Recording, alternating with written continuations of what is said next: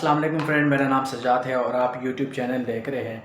आज की वीडियो में हम बात करेंगे एनज़िक्लोर जेल के बारे में कि एनज़िक्लोर जेल क्या है, इसके पर्पसेस क्या है, पैकेजिंग क्या है, कंपनी कौन सी है, प्राइस टैग क्या है और कब कब हम इसको यूज़ कर सकते हैं। इसके अलावा साइड इफ़ेक्ट के बारे में बात करेंगे और यूजेस के बारे डोज के बारे में भी बात करेंगे। तो सबसे पहले बात करते हैं एनज़िक्लोर जेल। एनज़िक्लोर जेल प्लैटिनम फार्मास्यूटिकल बना रही है 188 रुपये के प्राइस टैग के अंदर। दो किस्म 2 ग्राम एज है इसके अंदर, 30 gram and 50 gram. Benzydamine hydrochloride active ingredient पाया जाता है इसके अंदर और इस इंग्रेडिएंट की वजह से ये अगर आपके मसूड़े में स्वेलिंग पैदा हो जाती है या आपके मुंह के अंदर छाले पैदा हो जाती है या सूजन वगैरह, तो इसमें ये प्रोटेक्ट करती है क्योंकि ये दोनों इंग्रेडिएंट इस इंग्रेडिएंट की वजह से, एक्टिव इंग्रेडिएंट की वजह से ये पेन किलर के तौर पे भी काम करती है और स्वेलिंग को भी प्रोटेक्ट करती है।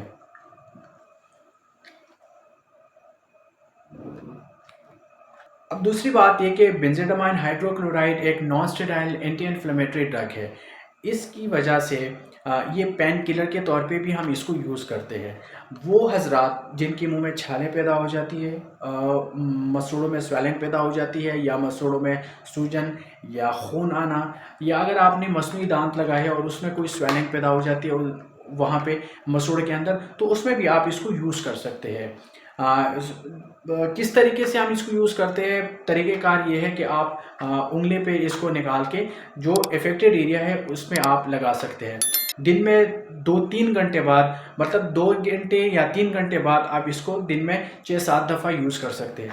3 दिन तक मुसलसल इस्तेमाल करने के बाद अगर कोई फ़ायदा ना हो तो आप इसको रोक लीजिए और डॉक्टर से कंसल्ट कीजिए।